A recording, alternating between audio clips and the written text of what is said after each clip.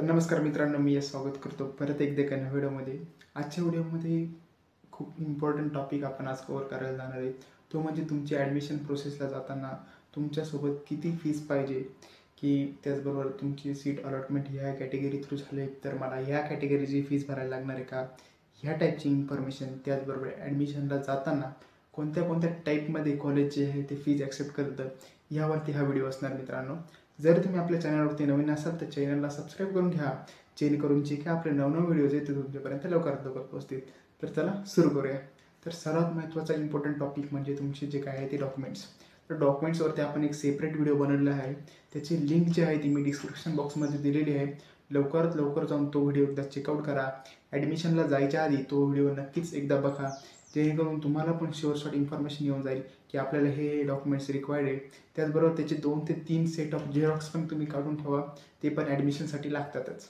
Okay, तर पुढे जाऊ. पुढं झाल्यानंतर आपले जे काही तुमच्या कॉलेजला तुमचं ॲडमिशन झाले तर त्या कॉलेजला किती फीज आहे हे फीज तुम्ही एकदा चेक करा.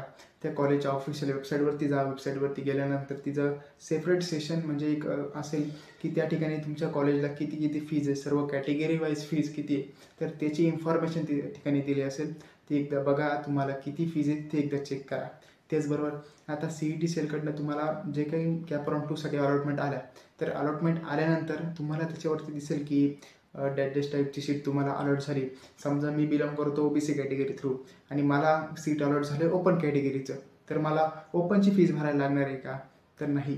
तुम्ही ज्या कॅटेगरी थ्रू तुमचे ॲडमिशन करताय, तुमची कॅटेगरी कोणती पण असो, SC ST OBC EWS SC BC कोणती पण कॅटेगरी असो, व तुम्हाला फक्त तुमच्या कॅटेगरीचीच फी पे करायला लागणार आहे. तुम्हाला कोणत्या पण कॅटेगरीची सीट अलॉट झाली तरी.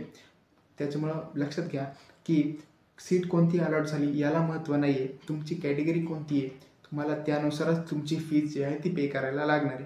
आणि लास्टचा इम्पॉर्टंट टॉपिक तो म्हणजे तुमच्या कॉलेजला कोणत्या कोणत्या टाईपमध्ये फीज ही ॲक्सेप्ट केली जाते. ओके, तर त्याची पण सर्व इन्फॉर्मेशन कॉलेजच्या वेबसाईटवरती तुम्हाला अवेलेबल असणार आहे. तुमच्या पर्टिक्युलर कॉलेजच्या वेबसाईटवरती जायचं आहे. वेबसाईटवरती गेल्यानंतर तिथं पेमेंटचं सेक्शन असणार आहे, त्यामध्ये सर्व इन्फॉर्मेशन दिली असणार आहे.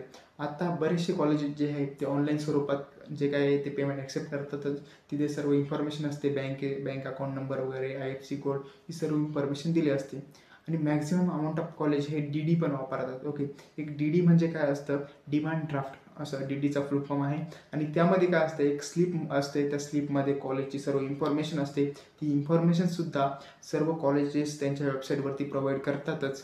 तुम्हाला तो DD म्हणजे DD हा तुमच्या बँकेतून, म्हणजे तुम्ही जिथं राहताय व तुमची जिथं बँक आहे त्या बँकेतून तुम्हाला तो DD बनवून न्यायला लागतो व तो कॉलेजमध्ये सबमिट करायला लागतो. कॉलेज आहे ते सर्व DDचे ते कलेक्ट करून त्यांच्या बँकमध्ये जाऊन ते फंड ट्रान्सफर करून घेतात.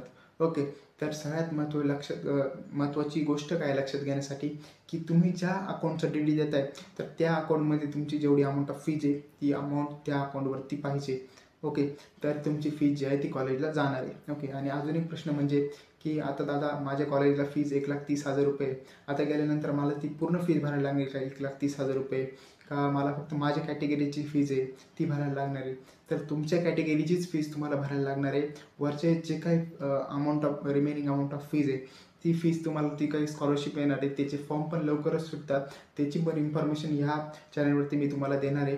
त्यामुळेच परत एकदा सांगतो, आपल्या चॅनलला सबस्क्राईब करून ठेवा, जेणेकरून ती पण इन्फॉर्मेशन तुमच्यापर्यंत लवकर पोहोचेल. प्लस ती जी काही रिमेनिंग फीज आहे ती रिमेनिंग फीज गव्हर्नमेंट कॉलेजला पे करतं. त्याविषयी आपण जास्त टेन्शन घ्यायची गरज नाही. फक्त आपल्याला तो जो फॉर्म आहे MHA-DBTवरती भरायला लागतो, तो फॉर्म एकदा भरायला लागतो. त्याची पण इन्फॉर्मेशन मी या यूट्यूबवरती चॅनलवरती टाकणार आहे. ओके, तर आय होप की तुमचे सर्व डाऊट्स क्लिअर झालेले असतील. जर अजून काही डाऊट असतील तर कमेंट सेक्शनमध्ये नक्की सांगा, मी नक्कीच त्याच्यावरती रिप्लाय करेल. ओके, धन्यवाद.